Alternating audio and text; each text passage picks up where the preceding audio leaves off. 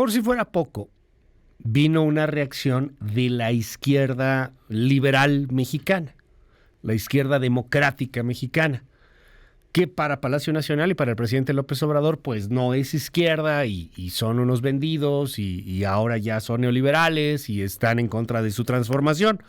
Pero los nombres pesan. Estoy hablando de José Woldenberg, de Roger Bartra, del exrector Raúl Arias Lobillo, de Fernando Basúa, de Alma Maldonado, de Raúl Bejarano Romero, de Fernando Belaunzarán Méndez, de Bernardo Bolaños Guerra, de Rubén Chababo, de Moni de Suán, entre otros, que se van muy fuerte contra el gobierno de López Obrador en un comunicado que hoy aparece en varios medios de comunicación. Dicen, entre otras cosas, según la Comisión Interamericana de Derechos Humanos, Cuba tenía 1,034, repito el número, 1,034 personas privadas de su libertad por motivos políticos hasta noviembre del año 2022. Muchas de ellas jóvenes, menores de edad, que el 11 de julio del 2021 salieron para exigir mayor apertura política en el país, cuando hartos de la miseria, del hambre, y dieron un cacerolazo en las calles de La Habana. ¿Cuál fue la consecuencia de salir a protestar? Los metieron a la cárcel y siguen en la cárcel y seguirán en la cárcel.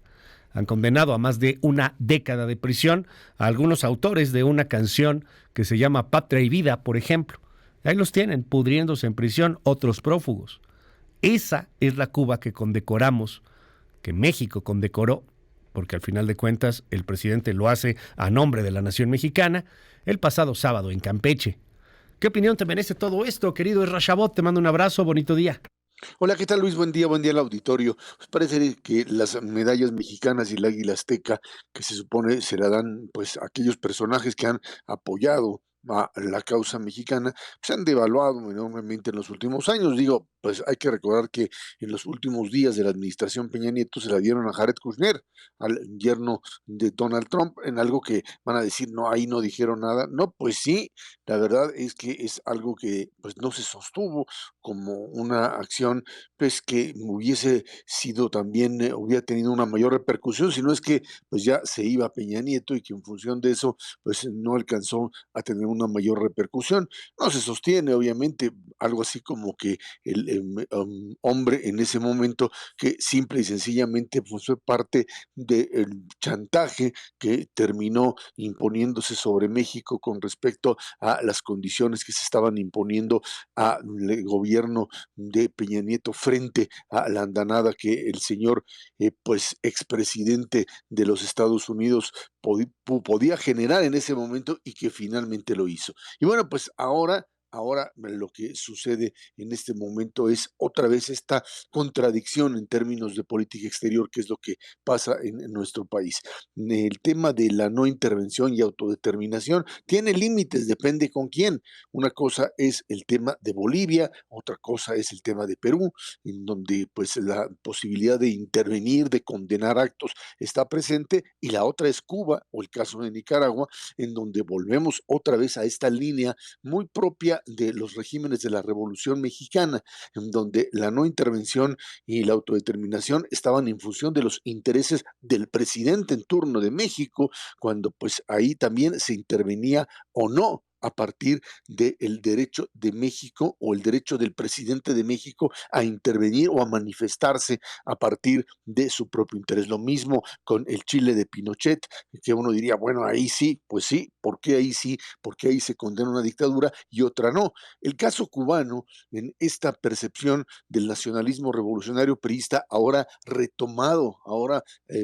reconstruido por la 4T, hace caso omiso de cualquier tipo de crítica a lo que sucede en la isla cubana, bajo el principio de que se trata de nuevo de una isla sometida a lo que mal llaman un bloqueo, que es un embargo económico con ciertas limitantes que sigue manifestándose contra Cuba por parte de los Estados Unidos, fundamentalmente a partir precisamente de las características propias de una dictadura que comenzó siendo el gran símbolo en el año 59 de la resistencia contra el imperio y las dictaduras latinoamericanas, y que terminó convirtiéndose en una dictadura más sin tener la capacidad de justificar, de sostener sostener el principio de pues tener que manifestarse o que construir un régimen autoritario por el asedio del imperio. Hoy finalmente Cuba se ha quedado prácticamente sola, con un apoyo mínimo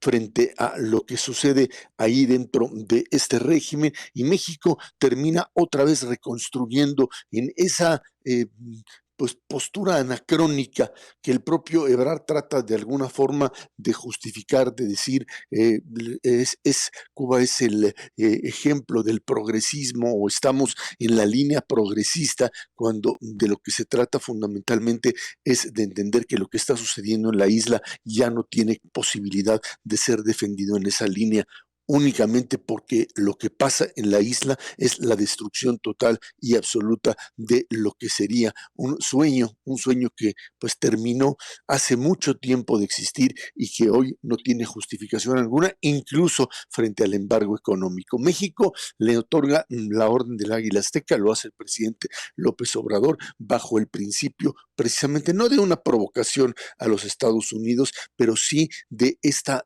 ambivalencia de querer ser parte, aliado, dice Ebrard, de los Estados Unidos, pero al mismo tiempo somos América Latina, una América Latina que hoy tiene un problema muy serio de definición, una América Latina que está hundida en la falta de oportunidades, en el crecimiento económico limitado, con niveles en algunos casos de alta inflación, y no solo eso, sino una pobreza sistémica, una pobreza de la cual no ha tenido la posibilidad de salir. Y en ese sentido estamos apostando, en el caso mexicano, de nuevo por parte del gobierno mexicano, a acelerar, a radicalizar la posición en esta postura de apoyar al gobierno cubano, no para molestar o para enfrentar a los Estados Unidos, pero sí para mandar el mensaje tanto a la Unión Americana como fundamentalmente a las bases de la 4T, de que la radicalización de el propio movimiento está presente en el apoyo a Cuba, a aquel régimen que simple y sencillamente hoy no tiene la posibilidad de justificarse en las condiciones en las que hoy estamos. Pero bueno, ahí está, Luis, tenemos finalmente una orden del Águila Azteca entregada a un personaje que definitivamente no tiene las cartas credenciales mínimas, como tampoco las tuvo Jared Kushner para recibir este tipo de mensaje. Pero bueno, en México las medallitas, medallotas, finalmente parece que ya no tienen ningún tipo de valor, Luis. Oye, Ram, y de los médicos cubanos, ¿qué decir, hombre? O sea, llegan otros médicos cubanos y llega también el balasto de Cuba. Híjole, bueno, tenemos hoy disponible para quien quiera la vacuna cubana, que no está todavía pues, con todas las pruebas necesarias, pero son las que se están poniendo aquí en nuestro país. ¿Qué decir de ese tema en particular?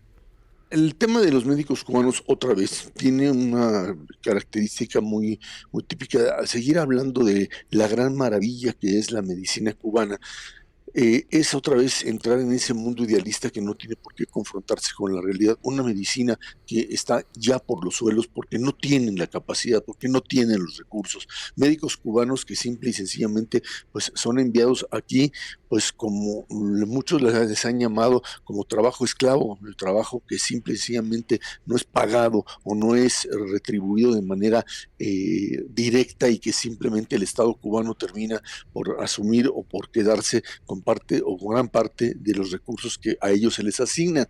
Una medicina que en algún momento apareció como la gran revolución, como las grandes vacunas que ellos generaban y hacían, pero que a nivel ya internacional, fundamentalmente debido a la falta de recursos, que otra vez, te insisto, se le achacan al bloqueo o más bien al embargo, y que de alguna forma no tienen la capacidad ellos mismos de asumir como parte del fracaso económico de un sistema que con embargo o sin embargo no funciona. Me parece que México lo que está haciendo es simplemente asumir ese tipo de símbolos de una revolución que no tiene ya la capacidad de reproducirse. Estamos pues comprando aquello que simplemente es el símbolo de un fracaso, puedes comprar piedra, puedes comprar vacunas que simplemente no han sido siquiera aceptadas como parte de esta simbología. Lo hicimos hace mucho tiempo, también con Fidel Castro todavía en el poder,